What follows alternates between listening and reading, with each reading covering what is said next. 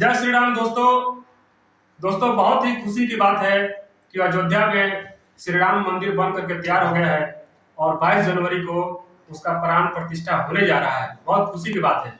इसी के ऊपर मैंने 2 गीत लिखा हुआ है, जो कि एक पहले सुना दिया था और दूसरा गाना आप लोग को सुना रहा हूँ। तो आप लोग इसको थोड़ा सा अपना प्यार से जरूर दीजिएगा। तो ये सुनाते हैं।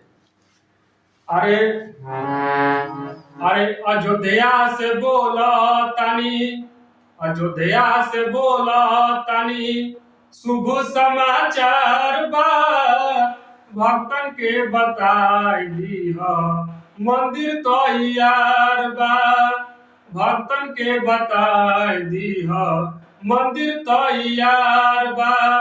सजल बा अयोध्या देखो, सजल बा अयोध्या देखो, शुभ समाचार बा, भक्तन के बताई दी मंदिर तैयार बा, भक्तन के बताई दी मंदिर तैयार बा।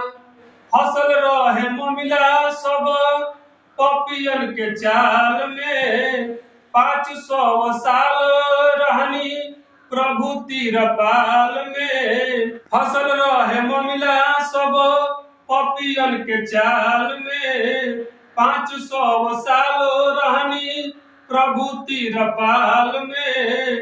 फसल रहे ममिला सब पपियन के चाल में, 500 साल रहनी प्रभु तिरपाल में।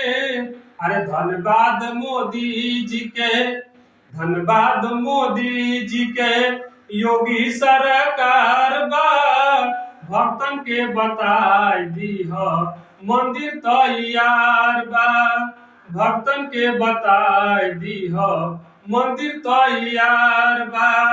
अयोध्या से बोला तानी, अयोध्या से बोला तानी शुभ समाचार बा, भक्तन के बताई दी मंदिर तैयार बा, भक्तन के बताई दी मंदिर तैयार बा। जय श्री राम दोस्तों आप लोगों से एक रिक्वेस्ट है, निवेदन है कि ये जो हमारा गीत है राम मंदिर के ऊपर आया है, तो आप लोग थोड़ा सा अपना प्यार स्नेह जरूर दीजिए। आप लोग इसको लाइक और शेयर जरूर कीजिए और कमेंट में जय श्री राम जरूर लिखिए।